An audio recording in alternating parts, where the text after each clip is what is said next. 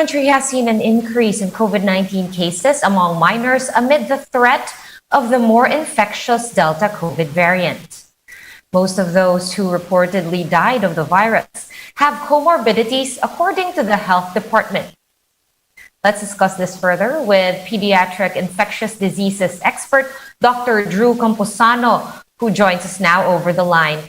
Hi, Dr. Camposano.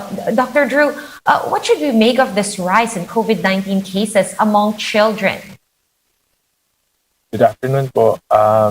Well, this is actually concerning, understandably, because the Delta variant is more transmissible.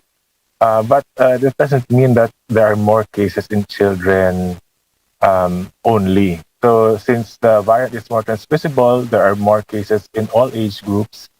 So so for example, if you see there are 100 cases and then children comprise 10, so that would be 10 cases. But now if the variant is more transmissible, we get 1,000 cases and then we get 100 children, because usually 10% of cases are in children. So with a more transmissible variant, there will be more cases generally. Right, but why is this seemingly affecting a lot of kids compared to before? Doc Drew, is the Delta variant really more dangerous for minors? What we have in terms of data now is that it's more transmissible in all age groups. It doesn't really, we don't have data yet to say that it's more transmissible in children only. But then since the fact that it's more transmissible, we will really see more cases. So mas napapansin natin siya kasi it's really more transmissible. All right, and having said all of this, Dr. Drew, are you in favor of vaccinating kids against COVID-19 now at this point in time? Well, the Philippine Pediatric Society and the Pediatric Infectious Disease Society of the Philippines has already made a statement for that as of now, given that there's still a limited supply, and then the coverage for the older age groups who have a more severe case of COVID is still not good. Unahin po muna natin yung mga matatanda. And then maybe after that, we can talk about vaccinating children.